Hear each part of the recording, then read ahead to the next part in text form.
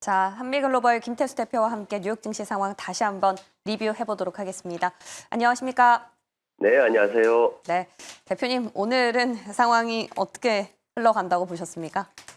네, 시장이 오늘 한 줄 평을 하면은 불확실성을 키우는 트럼프의 관세 정책이다라고 볼 수가 있습니다. 왜냐하면은 여전히 가늠할 수 없는 연준의 금리 인하 시기 그리고 정부 폐쇄 우려가 다시 나왔습니다. 이런 상황에서 EU와 캐나다가 미국의 과도한 관세에 보복하겠다 이렇게 또 다짐을 했습니다. 시장의 불확실한 지표들을 갖다가 불안감을 더 확대 해석하게 만드는 게 결국은 경제 정책의 불안감 때문이다. 이렇게 시장이 평가를 하고 있습니다.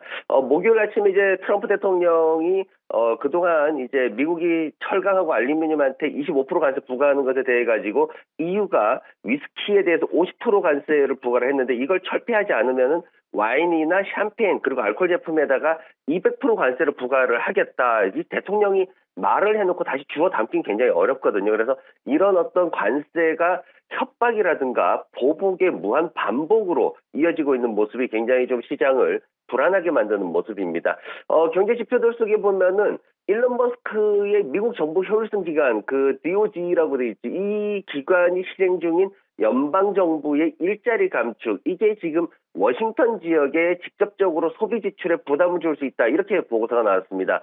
뱅크 오브 아메리카가 이제 이 데이터를 내놨는데 2월 달에 신용카드 지출액이 1년 전보다 0.3% 감소했다. 이렇게 나왔습니다. 이제 어떤 뭐 날씨나 정책 변화에 영향이 없었던 상황이기 때문에 이런 상황들이 결국 이제 뱅크 오브 아메리카 측에서 얘기하는 거는 정부 효율성 기관에서 일자리를 무자비하게 축소를 하고 있고 그 첫 번째 대상이 공무원들이었고 그 공무원들이 가장 많은 지역이 워싱턴 지역이었기 때문에 충격을 줬다. 이렇게 지금 평가를 하고 있습니다. 그래서 소비자들이 지금 필수 소비재부터 줄이는 이런 모습을 보였습니다. 사실 크지 않은 수준이다라고 생각을 할 수도 있는데 지금 상황이 하지만 그 소비가 약 한 70%를 차지하는 미국 경제 전체적으로 봤을 때 직접적인 소비 위축에 대한 어떤 신호가 터졌다. 이런 측면에서 미국 투자자들한테 상당한 충격을 주는 그런 모습을 보였습니다.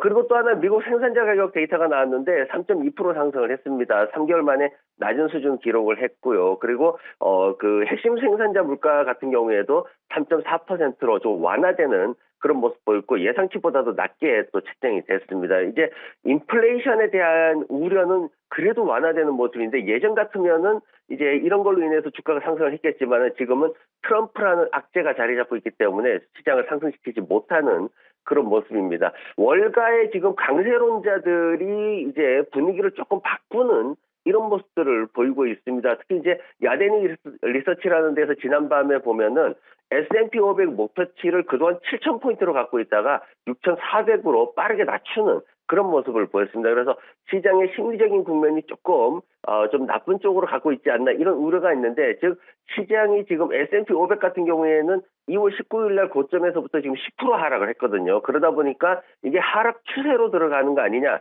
이런 불안감을 많이 가지고 있습니다. 근데 사실 공식적으로 우리가 이제 하락 추세다 하는 거는 마이너스 15% 정도를 기준으로 잡고 있는데 최근엔 이제 지난해부터 변동성이 커지면서 한 20%까지도 잡고 있습니다. 근데 여기에는 미치지 못하는 상황이긴 하지만 그럼에도 불구하고 그동안 투자자들이 불안감을 갖고 있던 것이 약간의 공포심으로 시장에 확산되는 그런 모습을 지난밤에 보였습니다. 업종별로는 어떻게 보셨습니까? 예, 지금 유틸리티만 한 0.2% 정도 상승을 했고요. 나머지 10개 업종은 모두 하락하는 그런 모습을 보였습니다. 통신 서비스를 선도로 해가지고 임의소비재나 부동산 업종이 2%대 급락을 보였고요. 정보기술이나 일반 산업 같은 경우에도 1%대의 하락을 보였습니다.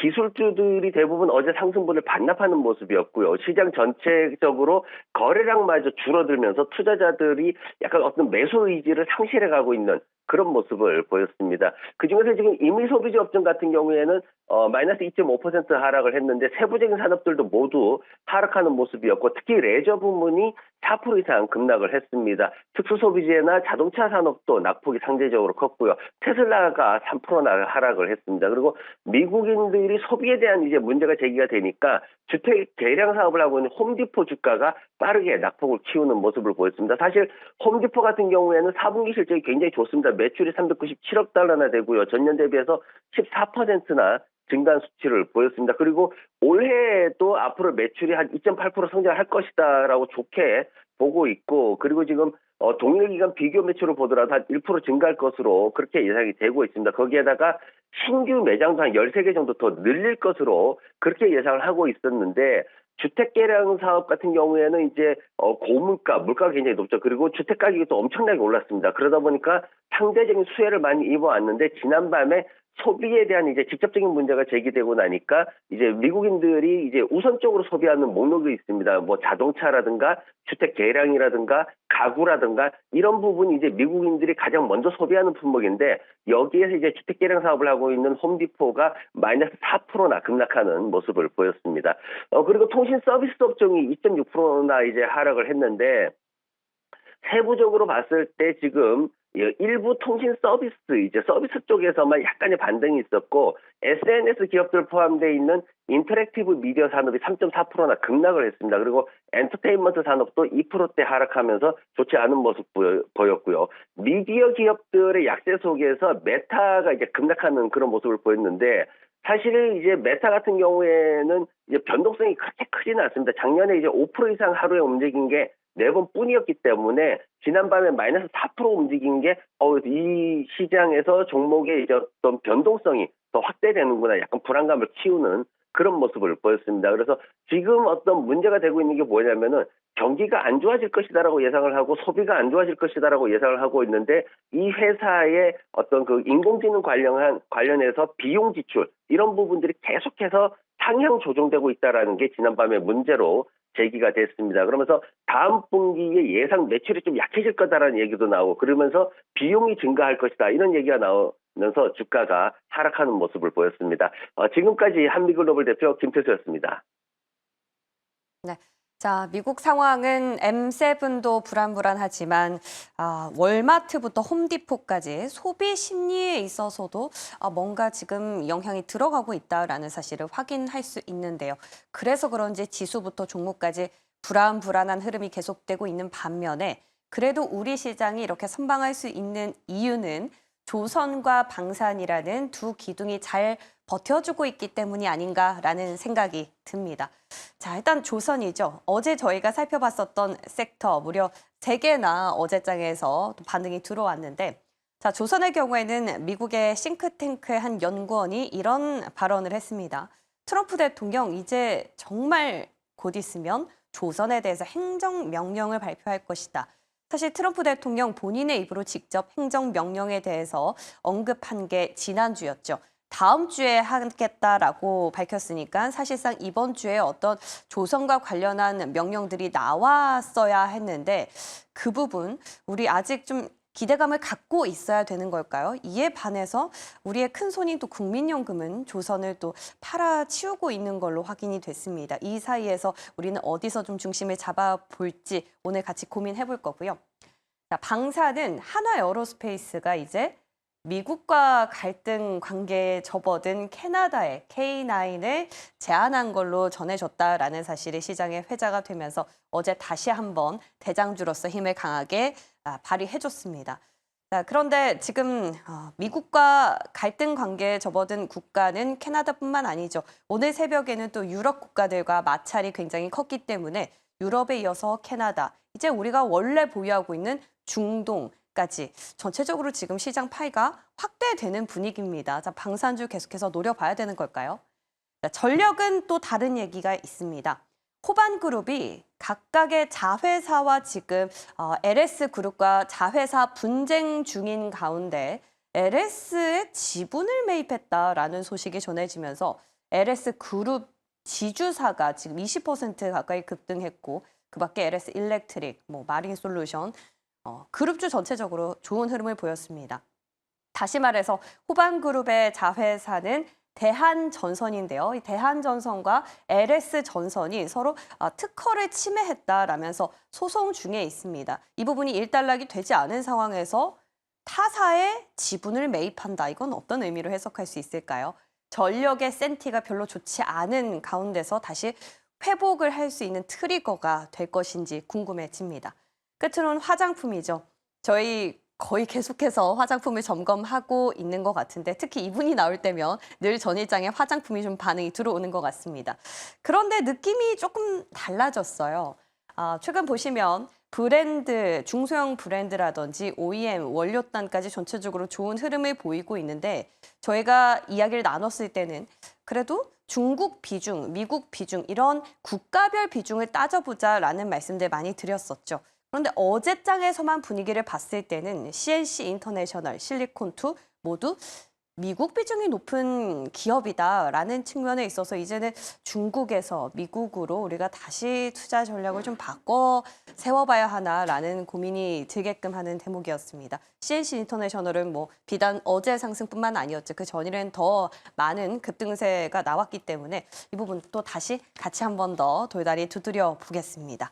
자, 이렇게 해서 전일장에 대한 힌트 저희 같이 추려볼 거고요. 이제 오늘 시장에 파급을 좀 줄 만한 뉴스는 뭐가 있는지 살펴보겠습니다. 자, 오늘도 트럼프 대통령입니다. 자, 트럼프 대통령발 관세 폭탄에 유럽이 보복 관세로 맞서면서 대서양 통상 분쟁이다라는 얘기까지 나오고 있는데요. 도대체 무슨 일이 일어났던 걸까요? 오늘 새벽에 그 이슈가 정점에 달하기도 했습니다. 때는 현재 시간 13일, 우리 새벽이죠.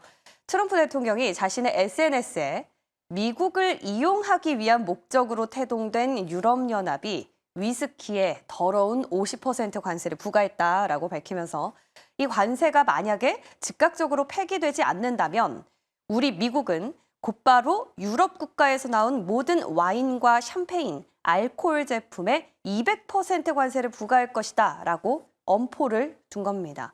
자, 이런 트럼프 대통령의 언급은 전날 유럽연합이 발표한 대미 보복 조치를 뜻하는 건데요. 그런데 문제는 유럽 국가들의 반응이 심상치 않다라는 겁니다.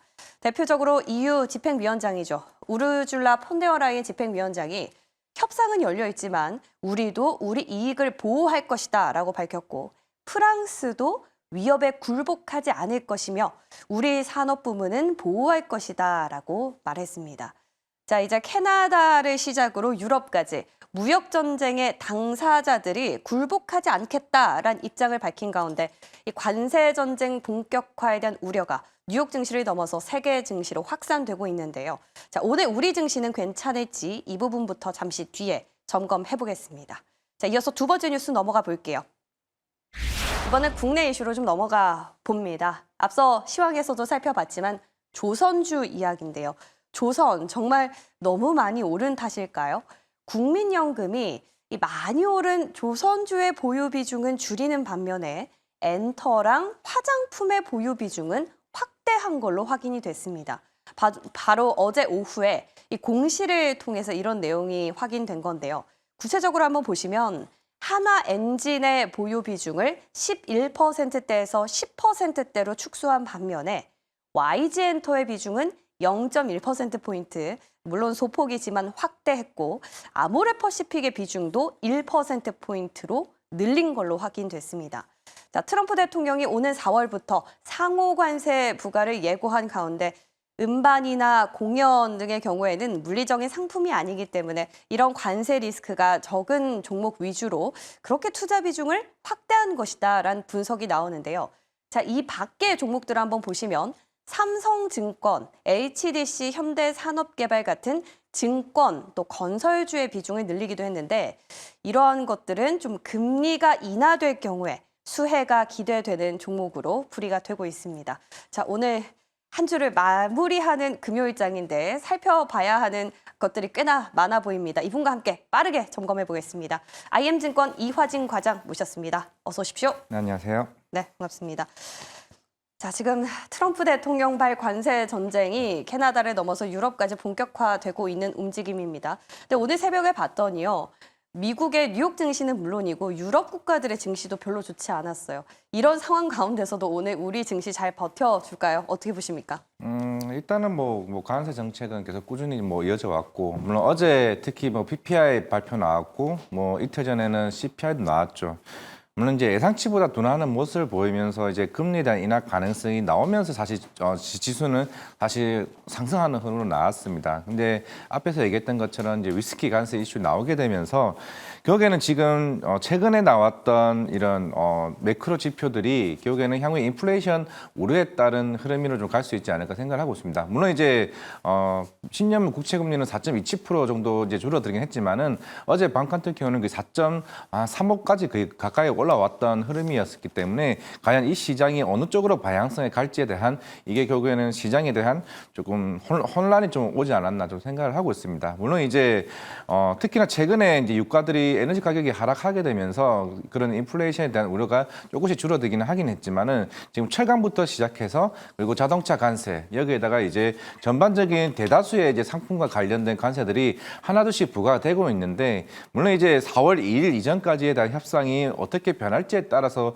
분위기는 달라질 수 있다고 생각을 하고 있지만은 거의 매일마다 지금 트럼프 대통령의 그 멘트 하나하나가 계속 지금 뒤바뀌고 있는 좀 상황이다 보니까 EU가 먼저 이제 꼬리를 내릴지 이제 캐나다가 먼저 내릴지에 따라서 분위기는 좀 반전되지 않을까 생각을 하고 있는데 물론 이제 그 중간에 대한 협상이 좀 완료가 된다라고 하게 되면은 사실 우리나라 증시 같은 경우는 계속 꾸준히 이게 지수가 빠질 때마다 이제 올라왔었고 거기다가 어제 선물 옵션 만기일이 마무리가 되면서 수급적인 이제 반전 뭐 최근에 외국인 수급이 이틀 전에는 본격적으로 들어오긴 했습니다. 물론 어제는 옵션 만기를 했지만은 그동안 개인 매수세로 지탱해왔던 이 지수 자체가 이제 외국인 수급이 본격적으로 들어오게 되면 물론 이제 어제와 같은 뭐 상품 개장 이슈도 있고 여러 가지 변수들이 하나둘씩 우리나라 증시에는 있긴 하겠지만은 결국에는 이제 반도체 업황이 좀 회복 구간에 있다는 측면에서는 일단 지수 플레이는 충분히 반등이 좀 나올 수 있지 않을까 생각을 하고 있습니다. 물론 협상 카드다라는 얘기가 있긴 합니다만 네. 그건 어디까지나 이렇게 지금 강경하게 맞서기 전의 일인 것 같아요.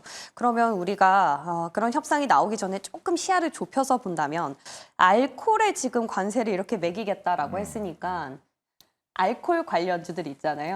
옛날에 코로나 때 우리 손세정 관련주 네. 뭐 이런 관련주들도 일시적으로 또 변동성이 크지 않을까라는 생각도 해봅니다. 네, 뭐 반응 별로 없을까요? 반응은 있을 수 있죠. 어차피 그런 종목들은 그 네. 테마 속으로 좀 움직이는 경향이 있고, 뭐 이게 관세가 뭐 계속 일정하게 계속 유지된다는 이제 가정하면은 좀 상관은 없겠지만은, 그러니까 이런 뭐 갑자기 뭐 어제 뭐 와인 200% 관세한다 했다가 갑자기 협의가 내일 되면? 되는데 협의 돼버리면은 사실 아, 이거는 투자자들만 사실 굉장히 손해 보는 좀 입장이기 때문에 그런 테마적인 거는 좀 접근은 좀 조심하자라고 말씀을 드리겠고 여기는 이게 단순히 뭐 와인과 위스키를 걸고 넘어가자는 건 아닐 겁니다. 분명한 건 제일 중요한 거는 전체적인 자동차나 철강이나 여러 큰 산업 섹터에 대해서 얘기를 하는 거고 뭐 추후에 국방비 증액이나 대다수의 이런 우리가 흔히들 처음 얘기 나왔던 관세 부분이지 위스키나 이런 와인 쪽으로 집중하자는 건 좀 아닐 것으로 보이고 있기 때문에 결국에는 지금 앞으로 남을 이 2주간의 이게 관세에 대한 협상이 아마 어느 누군가는 뭐 꼬리를 낼 수는 있겠지만은 결국에는 중간 자리에서 조금 어느 정도 합의점을 볼 수 있지 않을까 생각을 해봤을 때 무조건 강경하게 미국이 이길 수는 있다라고 생각을 하고 있지는 않습니다. 오늘 새벽에 유럽 국가들이랑 좀 이런 마찰이 격화되긴 했지만 또 우르줄라 폰데어라이엔 유럽연합 집행위원장이 지금 다음 하루 정도 지나고 나서 미국의 통상부문장과 얘기를 해보겠다라고 언급도 했습니다. 그런 만큼 조금 기다려 봐야 될 것 같네요. 변동성은 좀 유의하셔야겠고요. 자, 이제 본격적으로 전일장 리뷰하면서 여기서 좀 추려가 보도록 하겠습니다. 자, 먼저 조선입니다. 조선은 우리 이화진 과장님 스탠스가 바뀌셨는지 궁금해요. 예. 조선은 물론 이제 우리가 밸류에이션에 대한 부분을 얘기하기는 사실 힘들죠. 워낙 이제 주가가 많이 올라왔었고 항상 우리는 얘기해왔습니다. 2028년까지는 실적의 추정치는 오늘 충분히 반영이 다 되는 부분이기 때문에 이미 예상이 다 되는 상황입니다. 물론 이제 신조선가 지수도 계속 꾸준히 지금 몇 개월째 188대, 189대를 정체를 하고 있는 구간이고 물론 이제 최근에 이제 그 중고 성과가 조금 빠르게 올라오긴 했죠. 그 이유가 이제 미국이 중국계 이제 중국에서 만든 이제 선박이 입항하게 되면 수수료를 매긴다고 하게 되면서 그만큼 중국 선가, 이제 중국 선박을 보유하고 있는 이제 해운 선사들 입장에서는 굉장히 부담이 될 수밖에 없죠. 왜 우리가 갑자기 이걸 수수료를 내야 되냐? 그러면 당연히 중국 선박을 팔아야 되고 새로운 이제 뭐 한국이나 조선, 일본에서 만든 선박들을 사게 되면은 해운사가 이제 오히려 이제 수혜를 받는 부분이 있는 상황이긴 하겠지만은 근데 이것도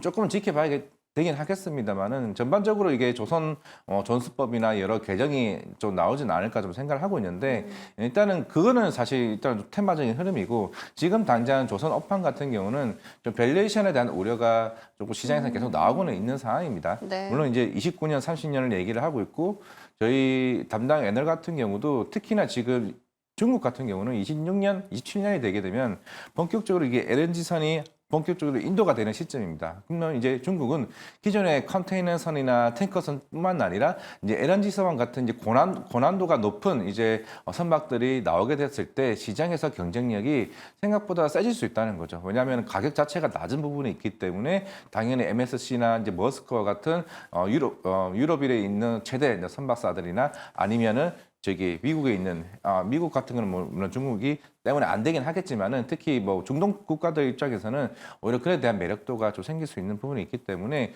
너무 우리가 이제 조선 업황에 대해서 긍정적으로 바라보기보다는 지금은 이미 미국 LNG선과 MRO 관련해서는 이미 주가가 모멘텀이 많이 부각이 됐습니다. 그런 측면에서는 조금 이제 부담이 될 수 있는 이제 관점은 많은데 아마 이제 3월 말에 이제 공매도가 이제 본격적으로 재개가 되게 되면 중요한 건 타겟은 하나 될 수는 있다는 점에서 조금은 조심할 필요는 있다 생각하고 있습니다. 그래서일까요? 국민연금도 이제 보유 비중을 줄인 걸로 어제자 공시를 통해 확인할 수 있었는데 그래도 하나의 끈은 트럼프 대통령이 또 조선에 대한 행정명령을 네. 발표하면 좀 분위기 달라지지 않을까라는 생각이 듭니다. 근데 이런 모멘텀과 우리가 자리에 대한 부담은 좀 달리 봐야 되는 거겠죠? 그렇죠. 이제 항상 이게 조선주가 그동안 이제 많이 올라왔던 거는 우리가 늘 항상 주제가 나왔던 게 미국과 관련된 얘기였습니다. 예. 그런 얘기들이 나왔었고 물론 이제 MRO 사업 같은 경우도 물론 군함이나 LNG선 같은 경우는 조금은 이제 가격이 셉니다. 특히 군함 같은 경우가 거의 한 2천억 정도 되는 이제 가격대가 있는 상황이고 다른 것들은 달리 500억, 한 300억 작은 이제 사업이기 때문에 이제 뭐 한 척, 두 척 이제 나오는 상황이고 물론 추후에 미 해군과의 이제 관계에 따라서 본격적으로 이제 수주가 나오게 되면은 이제 그게 얼마만큼 이제 수익에 또 올라갈 수 있느냐라는 점에서는 이미 시장에서는 저는 그거는 좀 반영됐다고 생각을 하고 있는데 추후에 오히려 캐나다랑 폴란드 잠수정 사업에서 이 수주 모멘텀이 이게 제일 중요하다고 좀 생각하고 있습니다. 그거는 아직까지 시장에 충분히 녹아 있지는 않고 그게 하나오션이 될지 H현대중공업이 될지 뭐 이 두 개가 조금 가축전을 벌였을 때 그게 좀 기회가 되진다고 하면은 그나마 좀 달리 종목 차별화는 일어날 수 있다 좋습니다. 생각하고 있습니다. 지금 말씀 듣고 보니까 공매도 네. 기간 지나고 나서 어느 정도 조금 조정이 나왔을 때 다시 그 말씀해주신 폴란드라든지 그죠 이런 부분 모멘텀을 갖고 들어가봐도 늦지 않겠다라는 생각이 듭니다. 자, 조선주 이렇게 의견 다시 한번 정리 마무리하겠고요. 방산도 빠르게 한번 볼까요? 어제는 하나 에어로스페이스가 또 캐나다 K9 자주포를 제안했다라는 소식 때문에 다시 한번 좀 힘을 내줬는데 굳이 조선과 방산의 매력을 따지자면 방산에 한 표를 주겠다 하시는 분들이 더 많더라고요. 과장님도 비슷한 의견이십니까? 비슷한 의견도 맞는데 이거는 조금은 봐야 될 게 있는 게 다음 달에 지금 폴란드 2차 수출 계약 얘기도 나오고는 있습니다. 물론 이게 작년 한 9월 달부터 얘기가 나왔었죠. 근데 유럽 국가들이 치고 올 수도 있다 말씀해 그런 주셨죠. 것도 있고 왜냐면은 폴란드가 이제 그런 국방부 예산을 어디에 썼냐면은 이제 그 로키드 마틴의 F-35를 구매를 했습니다. 그러니까 폴란드가. 근데 그 예산이 이제 K2 전차 쪽으로 갈 줄 알았는데 이게 사실 좀 지연된 부분도 있죠. 그러면 이제 물론 이제 계속 이제 폴란드는 지금 2차 수출 계약을 뭐 할 거다 이게 작년 12월부터 계속 꾸준히 얘기가 나왔습니다. 왜 자꾸 이렇게 지연되느냐 여부에 따라서 조금 고민을 해볼 필요도 있고 물론 여기에 저 나토 사무총장도 분명한 거는 물론 한국의 방산에 대해서도 경쟁력 충분히 인지를 하고 있고 특히 최근에 라인메탈 방산 기업이 계속 주가도 올라왔고 실적도 굉장히 잘 나왔죠. 그러면 당연히 우리 나토 국가들에서도 아니 왜 저렇게 하나 에어로스페이스나 현대로템 실적 가는 거 보면서도 저렇게 충분히 돈이 되는 사업을 하고 있는데 왜 우리는 그 정도를 못 하고 있느냐 이런 멘트를 한번 한 적이 있거든요. 그런 측면에서 최근에 유럽 방산 기업들이 주목되고 있다는 점을 감안을 했을 때 지금 덴마크 국방비 증액 올리고 있죠. 그리고 저기 독일도 이제 본격적으로 올리고 있습니다. 지금 하나둘씩 이제 유럽 재정이 어느 정도 회복되는 측면에서 과연 무조건 이제 우리나라의 기업들에게 그래서 이게 모멘텀을 줄 건지 부분도 워낙 주가도 우리 많이 올라왔었고 그 현대로템도 거의 몇 년 사이 5배 이상 좀 올라왔던 측면이 있는 상황이기 때문에 그게 실적도 플러스 있었겠지만은 당연히 그 폴란드 2차 수출 계약도 이미 작년 9월 달부터 시장에서 충분히 녹아오면서 주가가 좀 올라왔다는 관점에서는 분명히 이거는 물론 이게 뭐 제가 고점이다 더 빠진다 이런 의미가 아니라 워낙 많이 올라왔었기 때문에 이거에 대한 경계도 우리는 체크를 하는 게 분명히 할 필요는 있다라고 좀 생각을 하고 있습니다. 당연히 오히려 2차 수출 계약 받을 수 있죠. 받게 되면 오히려 그게 세론이 될 수 있지는 않을까라고 해봤을 때 네. 최근에 록히드 마틴도 주가가 반등하는 자리에 있고 미국과 지금 유럽 간에 지금 아까 관세 얘기도 해왔지만은 분명한 거는 이 두 간에 당연히 트럼프는 야 우리 방산 수입해줘 이거에 대한 이게 충분히 뒷배경도 있다라고 봤을 때는 무조건적으로 이게 흐름이 어디로 갈지에 대해서는 분명히 지금은 이제 조금 헷갈릴 수는 있다 생각하고 있습니다. 유럽 국가들은 그럼 차치하더라도 캐나다에 제안을 했다라는 시그널은 어떻게 보세요? 물론 캐나다도 일단 제한을 뭐 한 정도 수준이긴 하겠지만은 아마 캐나다도 거기에선 자유로울 수는 없을 겁니다. 왜냐하면은 미국과의 관계가 좀 최근에 또 좀 시끄러운 상황이고 네. 갈등이 있는 상황인데 물론 지금은 완전 적대적인 분위기로 가고는 하겠지만은 언제 또 뒤돌아설 수밖에 없는 상황이기 때문에 뭐 방산 같은 경우는 결국에는 이제 정부 간의 이게 협상이나 이게 굉장히 큰 산업이다 보니까 거기에 따라서 이제 분위기는 뒤바뀔 수 있는 상황이기 때문에 무조건 뭐 캐나다나 아니면 뭐 다른 뭐 중동 국가나 뭐 여기에 대해서는 일단은 현대로템이나 하나 에어스페이스 같은 경우는 애초에 나왔던 뭐 루마니아, 슬로바키아, 폴란드 이게 순차적으로 나오는 게 이거부터 일단 순서를 네. 지키는 게 좀 맞지 않나 생각하고 있습니다. 와, 지금 조선에 이어서 방산까지 다소 보수적인 입장을 주셨습니다. 자, 그럼 전력은 어떨까요? 물론 어제 전력기기라는 sek터 자체가 네. 그들의 본질적인 모멘텀으로 간 거는 아니지 않나라는 생각이 듭니다.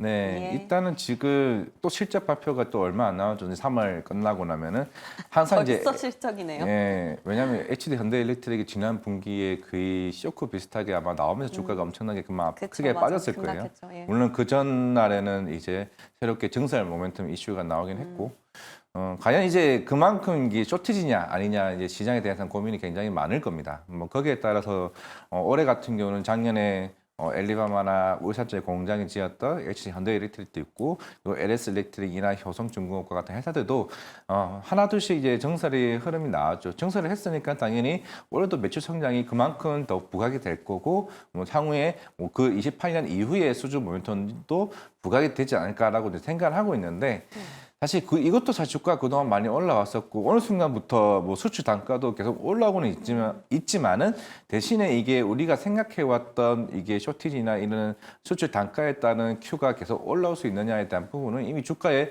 충분히 좀 녹아들 수는 있다고 생각을 하고 있습니다. 전력도요? 물론 지금 시장에서 나오고 있고 엔비디아나 저기 마이크로소프트 주가들이 굉장히 안 좋았던 흐름은 워낙에 최근에 중국 쪽의 AI 쪽의 산업이 더 빠르게 지금 치고 올라오고 있는 상황에서 이 국가들에 대한 AI 캐펙스 투자들이나 데이터 센터에 대한 스탠스가 뒤바뀔 수 있다는 측면에서는 분명한 건 여기에 따라 방향성이 좀 뒤바뀔 수 있다고 생각을 하고 있습니다. 분명한 거는 확실한 건 그동안 많이 올라왔던 앞에 두 개 섹터와 지금 섹터에 대한 부분은 분명히 지금 고민할 수 있는 좀 자리라고 좀 생각을 하고 있기 때문에 네. 마냥 무조건 간다, 무조건 우리가 데이터 센터는 늘어날 거다에 대한 고민은 좀 생길 수 있다고 생각하고 있습니다. 이 부분도 이미 반영이 됐다. 그러면 어제 나왔던 이 호반 그룹 지분 매입 이슈는 네. 어떻게 보십니까? 사실 시작에서는 요즘 LS 그룹 말하기 참 그렇죠. 조심스러워요. 네, 저희도 다뤘었지만 중복 상장 이슈가 그렇죠. 아직 일단락이 되지 않은 상황이기 때문에 일단은 호반그룹 입장에서는 사실 대한전선을 오히려 가지고 있는 회사에서 예. 뜬금없이 이제 경쟁사 그러니까 심지어 특허 소송까지 이제 그러니까요. 치러주고 있는 회사를 지분을 매입을 했죠. 왜 산 걸까요? 일단은 왜냐면은 그 LS의 지분을 가지고 있으면은 사실 LS 쪽에 관련된 정보도 캐낼 수는 있습니다. 조주에 대한 강화도 할 수 있는 거고 물론 향후에 이 해적 케이블에 대한 시장이 확대가 되게 되면 여기에 대한 경쟁력을 더 강화시킬 수 있는 부분이 있죠. 네. 물론 우리가 특허를 진다고 했을 때 물론 이제 호반그룹 입장에서는 우리는 대신에 LS 지분을 가지고 있기 때문에 여기에 따라서 우리도 같이 경쟁력을 키워나갈 수 있다라는 측면이 좀 여러 가지로 복합적으로 나오고 있는 것 같습니다. 이거는 사실 LS 입장에서는 조금 사실 굉장히 기분이 불쾌할 수도 있는 찝찝하죠. 사실 왜 갑자기 우리 지분을 사? 그러니까. 예, 그런 측면이 좀 있는 상황이기 때문에 이거는 물론 이제 네. 어제 이제 2심까지는 승소를 했습니다. LS 쪽에서 예. 이제 하긴 했습니다만은 여기는 이게 추후에 뭐 LS 전선이 뭐다 마지막까지는 뭐 승소는 할 거로 이제 보고는 있지만은 만약 그렇게 판결에 따라서 물론 이제 지금 올해 호반그룹은 좀 리스크를 강화하는 측면으로 좀 가고 있지 않나 생각하고 있습니다. 그럼 어제 나온 이 호반그룹 지분 매입 이슈는 일시적인 거고 전력기기 종목을 뭐 볼 때는 아직 아니라는 말로 정리를 하면 될까요? 조금 차별화될 수는 있는데 지금 차별화. 항상 지금 LS 일렉트릭, 현대 일렉트릭은 왜냐하면 그냥 대장주니까 말씀드릴게요. 그죠. 그러니까 항상 지금 작년 2분기 때부터 자꾸 이제 수주가 자꾸 갑자기 줄어들기 시작을 했고 실적도 살짝 이제 미스가 나기 시작을 했습니다. 그만큼 시장의 눈높이가 좀 높아졌던 너무 상황에서 높았다. 이게 성장률이 살짝 뒤떨어질 수 있는 거고 물론 그 이후에 그런 데이터 센터나 물론 전기차 업황도 나중에 회복이 될 수도 있는 거고 그리고 유럽 같은 경우도 이제 경기가 조금씩 올라온다고 하게 되면은 거기에 따른 수주나 여기 모멘텀은 나올 수는 있겠지만은 근데 우리가 작년 재작년에는 워낙 이게 쇼티지라는 표현을 계속 해왔습니다. 해왔기 때문에 그만큼 단가가 올라갔었기 때문에 지금은 그 단가가 이게 꺾일 수도 있다는 측면도 고려할 필요는 있다. 뭐 그 정도까지는 생각하고 있습니다. 좋습니다. 지금 오늘 저희가 점검하고 있는 섹터 가운데 긍정적인 의견이 단 하나도 없었어요. 자, 그럼 마지막 화장품은 어떨까요? 화장품은 정말 화장품 상승을 몰고 다니는 분이세요. 저희가 금요일마다 보고 있는데 항상 목요일 날 화장품이 올라서 같이 점검을 매번 하고 있거든요. 네. 근데 지난주 전략을 복귀해보면 중국 쪽에 그래도 포션이 있는 기업은 그나마 노릴 수 있다. 다만 아모레퍼시픽에 대해서는 조금은 제한적인 시선을 주셨던 걸로 기억을 하거든요. 맞아요. 근데 어제와 그제장에서는 느낌이 중국보단 미국이었어요. 네. 물론 이제 올해 이슈가 뭐냐면은 네. 여름이 길어질 수 있다고 하고 있죠. 4월부터 11월까지. 그러면 11월까지. 그럼 우리가 뭐 쓰겠어요? 선크림. 선크림. 그렇죠. 최근에 선진 뷰티 사이언스가 주가가 굉장히 많이 날라왔었고 아, 물론 CS 인터내셔널도 최근에 뭐 컵대 이슈 있으면서 그동안 우려됐던 부분들 왜냐하면 고객사들이 급감하게 되면서 새로운 해외 쪽에 고객사가 확대되게 되면서 여기에다 모멘텀이 부각이 되면서 CS 인터내셔널이 바닥에서 이제 올라오는 모습을 보여주고 있습니다. 그리고 코스메스나 이제 한국콜마 같은 경우도 결국에는 사실 제가 그때 아모레퍼시픽을 얘기를 한 거는 아무리 중국 시장이 내수 진작이 본격적으로 많이 올라와도 이미 이 시장을 가지고 있는 거는 중국의 프로야 코스메틱이 그죠. 거의 압도적으로 가져가고 있고 이미 대중화된 화장품이 단가도 굉장히 싸고 이 화장품보다 우리가 경쟁력이 있냐에 대한 부분이 굉장히 의구심이 들기 때문에 사실 이쪽 시장에 대해서는 굉장히 큰 조금 우려가 큰데 오히려 중국 이제 그런 대중 브랜드 업체들이 코스메스 업체들에게 얻어 주문을 넣고 있습니다. ODM 주문을. 그러니까 당연히 코스메스 입장에서는 그렇죠. 중국 노출 비중이 거의 한 35% 정도 되는 상황이기 때문에 당연히 여기에 대한 효과를 돈 넣기 받고 있죠. 그러니까 화장품이 무조건 간단하기보다는 결국 화장품의 차별화가 굉장히 커지고 있다는 측면을 우리는 주목해 볼 필요는 있고 물론 이게 지금 아까 여름 얘기를 했지만 작년에 빙그레가 2월 3월부터 주가가 굉장히 나왔습니다. 겨울인데 이게 팔리기 시작을 해요. 아이스크림이. 뭐냐 그게 동남아 시장부터. 그런 흐름으로 봤을 때 작년과 분위기가 올해 같은 경우는 우리가 흔히 인디 브랜드에 대한 뭐 성장도도 있겠지만은 특히나 이쪽에서 움직이기 시작했다는 거는 선크림이 시장에서 움직였다. 그럼 그 다음이 실리콘투에 대한 흐름을 우리가 봐야 된다고 생각하고 있습니다. 그럼 다른 국가들에서 실적이 올라오게 되면 인디 브랜드가 잘 가네. 그럼 당연히 실리콘투도 실적이 같이 올라갈 수 있는 측면이 있기 때문에 일단 이쪽에 대한 흐름을 다시 한번 더 체크해 볼 필요는 있다. 저는 ODM 업체 먼저 보고 그리고 유통 플랫폼 보고 물론 이제 선크림은 앞에 갈 수도 있는 상황이긴 한데 네. 워낙 그동안 좀 주가의 변동성이 컸던 만큼 한 이 세 개 정도는 계속 꾸준히 좀 관찰을 해볼 필요는 있다라고 생각하고 있고 아모레퍼시픽과 저기 LG생활건강은 아직까지는 면세법인 쪽에 중국이 계속 이제 빠르게 좀 치고 올라오지는 좀 못하고 있지는 않은가 생각하고 있습니다. 그럼 밸류체인 안에서는 ODM 그리고 유통이고 따로 품목별로 봤을 땐 선크림이 유효하다라고 좀 추려주셨네요. 그나마 긍정적으로 입장을 지금 밝히신 게 화장품인 것 같은데 혹시 뭐 생각하고 계시는 가장 매력적인 종목이 있습니까? 화장품 내에서? 화장품 내에서요? 네. 실리콘투도 있고 VT도 있고 OEM 쪽 안에서는요? 코스메스죠. 여전히 중국 쪽으로. 물론 한국 콜마도 올해 미국 쪽에 과연 오, 올라올지 여부가 좀 중요한데 네. 저도 사실 작년 한 10월, 11월쯤에 한국 콜마 IR을 들었을 때도 아마 1분기까지는 조금 힘들 수 있다는 얘기는 했는데 아마 2분기 때부터 실적의 턴어라운드가 아마 본격적으로 올라갈 수 있다라고 얘기를 좀 얼핏 좀 기억이 나는 측면이 있는데 그나마 지금 제가 볼 때는 5대 모임 업체가 가장 큰 수혜가 아닌가 생각을 하고 있습니다. 야, 이게 저희는 사실 북미 쪽인지 중국 쪽인지 싶었는데 그게 아니라 제 3의 답변을 주셨어요. 자, 밸류체인 안에서 코스맥스와 실리콘트를 한번 같이 팔로우업을 해보자. 아니, 과장님의 선택은 국민연금을 따라가시는 것 같아요. 아 그런가요? 근데 확실히 조선. 분위기가 약간 예. 흐름이 아마 예. 저는 공매도 재개 전후로 인해서 좀 주도 섹터가 좀 뒤바뀔 수 있다고 생각하고 있습니다. 아, 자, 그럼 오늘 시장 전략은 어떻게 세워볼까요? 물론 지금 거의 디커플링 흐름을 좀 가고 있다고 생각을 하고 있고 네. 그리고 다음 주가 워낙 이제 이벤트가 많죠. GTC 2025도 있고 그리고 이제 FOMC도 있는 좀 상황이긴 한데 이제 좀 매크로적인 이슈라기보다는 지금 반도체 업황 자체가 지금 어느 정도 분위기가 좀 뒤바뀌고 있는 상황이고 삼성전자도 이틀 전부터 애국인이 좀 사기 시작했다는 맞아요. 점을 감안했을 때 4월 첫째 주 실적 발표 이전까지 반도체 쪽으로 수급이 좀 쏠림 현상이 있는데 지금 하나둘씩 다시 얘기가 나오고 있는 게 HBM이 아닐 수도 있다. 그러면 뭐냐? 레거시 쪽으로 갈 가능성이 굉장히 아. 그게 있다는 생각을 하고 있기 때문에 최근에 확실히 데이터가 살아나고 있는 쪽 맞아. 이쪽에 대한 포인트가 좀 맞지 않을까 생각하고 있습니다.